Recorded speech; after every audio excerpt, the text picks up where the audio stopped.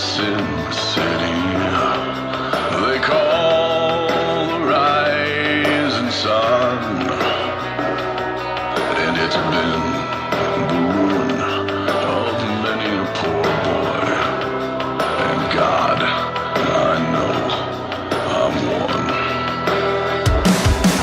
My mother was a tailor. She sold my new blue jeans. My father was a gambling man down in Sin City.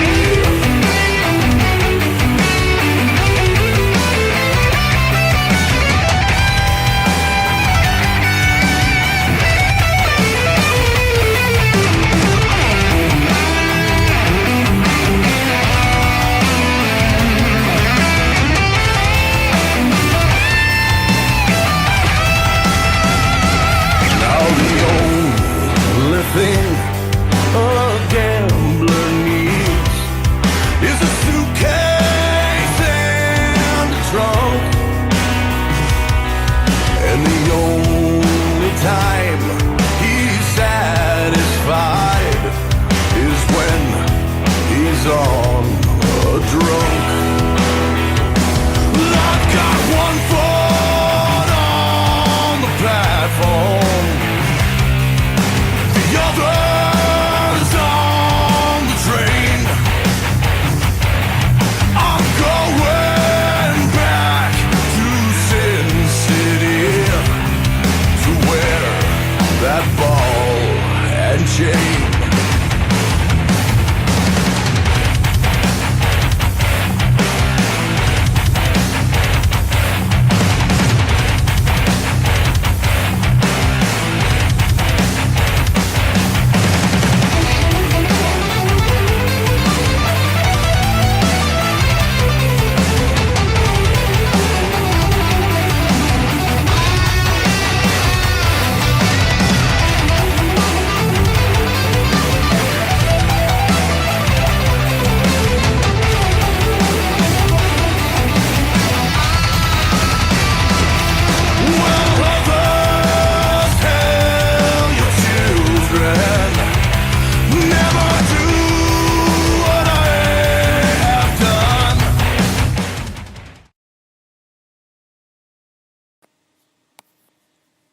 And good evening, you're listening to The Hardy Show on Sports Talk Speaker Radio, iHeartRadio.com, and the Sports Talk Speaker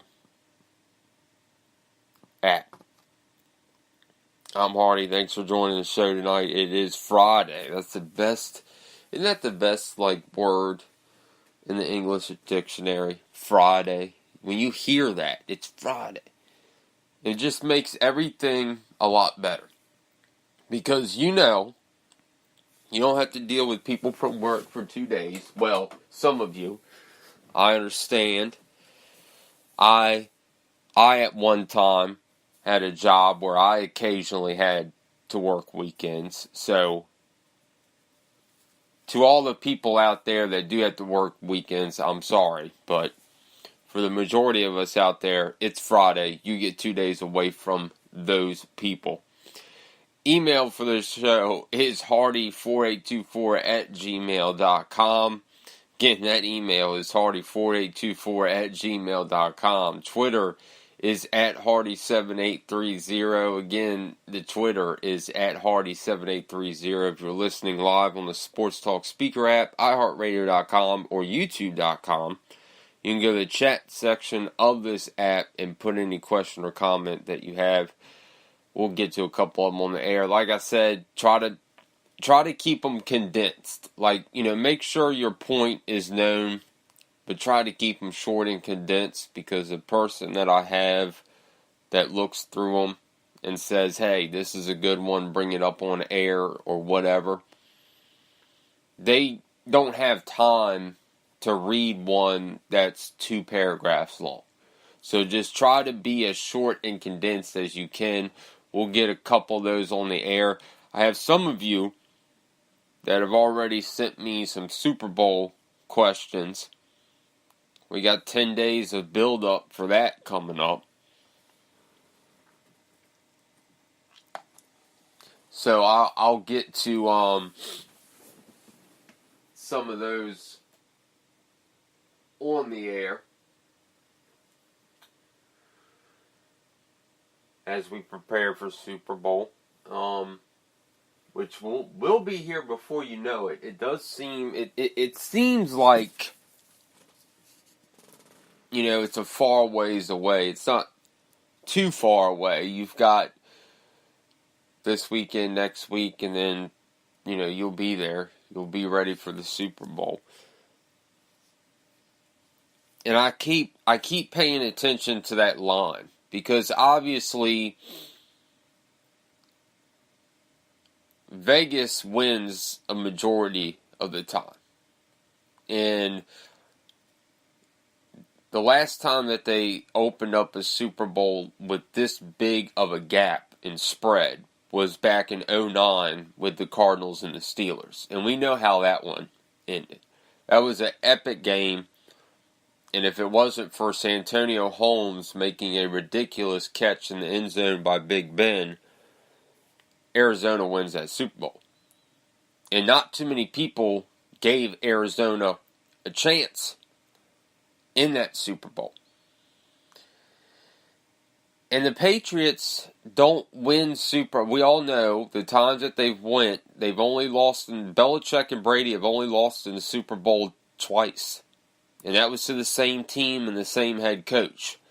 And that was the Giants and Tom Coughlin.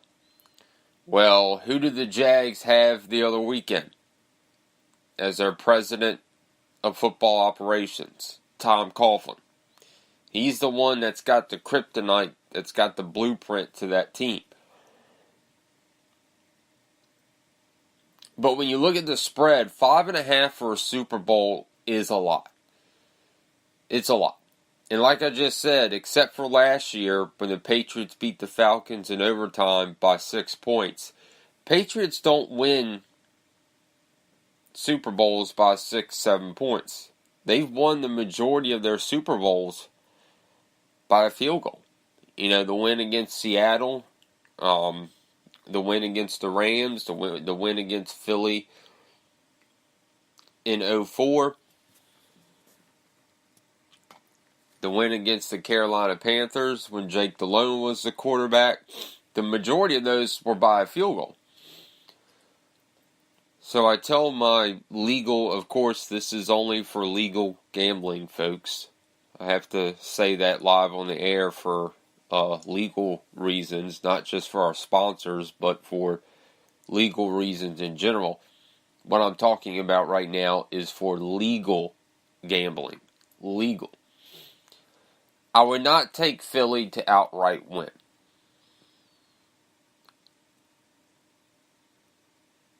And look, I think Doug Peterson is a great coach. Philly did a great job with that hire. There's a lot of organizations. You're seeing it right now by plenty of them, especially, well, the Browns did hold on to Hugh Jackson for one more year, but what do a lot of teams that don't have winning records have in common? They can't find a quarterback, and they go through a head coach like every 2 seasons. The Eagles, they had a little bit of a rough patch there with Chip Kelly, but the next hire with Doug Peterson, it looks like they nailed that. And that's a hard thing to do. And that's why I tell people, Super Bowls start with the front office. If you don't have a good GM and a good president of football operations and a good owner who knows how to put the right staff in place with the right players, you're not going to win. But the simple reason I'm taking the Patriots, not just because I picked them at the start of the year, but because, and it's not just, people say, well, they've been there. Well, the Eagles have 2 star players that were there last year wearing the other team's jersey, in Chris Long and LeGarrette Blount. They were with the Patriots last year. They won a Super Bowl. So they're going to tell these Philly guys, This is how you need to prepare for this. This is what you need to do, because that is a different step. And it's going to be a big step for Nick Foles at quarterback. And it's going to be a big step for Doug Peterson at a head coach. You're going to have a lot of eyes on you. Belichick and Brady have done this 8 times. 8 times.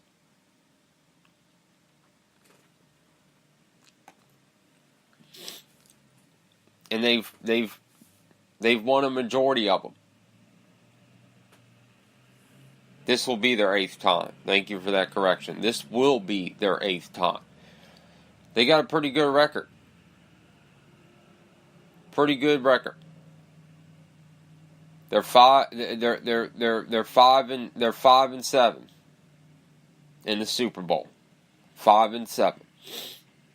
When you give a Belichick coach team about 2 weeks to prepare for a game, that's going to be a tall order for anybody to beat them and to get around. And it's even a taller order for a young team like Philly who hasn't been there. But I'm not one that favors that side of the fence. A lot of people say, well, the team with the players and the coach that's been there, they should be the favorite. Is that a factor? Yes. Is it an overriding factor in who wins and who loses and who loses? No. No, it isn't. There is a mental factor there, I do believe. But the Patriots have some players on their team that weren't a part of last year's Super Bowl that are going to be playing and starting in this game, like Brandon Cooks.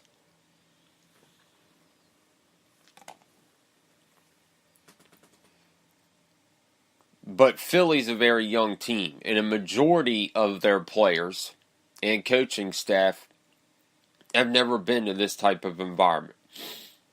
And like I said, you're about to go against a head coach and a quarterback that is 5-7 in Super Bowls and is trying to win their 6th, which would set them apart even farther, even though I don't think, and I believe the majority of people feel this way, they don't need to win this Super Bowl to cement their legacy anymore. All it's going to do, if they do win it, is add to it. But you heard it from Dan Quinn and the Falcons last year. Belichick made great adjustments at half. And they made poor decisions in the 3rd and 4th quarter, which ended up costing them that Super Bowl. Belichick is phenomenal at adjustments. You saw it in last year's Super Bowl against Atlanta. You saw it against Jacksonville the other week in the AFC title game. It's almost like Belichick sits there and goes, okay, this is our main game plan. If we come out with a dud in the second half, we're going to come out with this. This should work. And when you give Belichick 2 weeks to prepare that's hard to beat. Especially in a guy, even though Doug Peterson isn't young, he's young at being a head coach. But I'm sure he's getting plenty of tips. But that's one thing that Dan Quinn said in an interview after the Super Bowl. That was a tall order in the weeks leading up to the Super Bowl. Not just focusing on your game plan and what you're going to do, but trying to prepare for and prep for what is Belichick thinking. How is he going to scheme us? What is he going to do? What might be his adjustments? And that's everything Philly has to deal with. So I picked Patriots at the start of this year.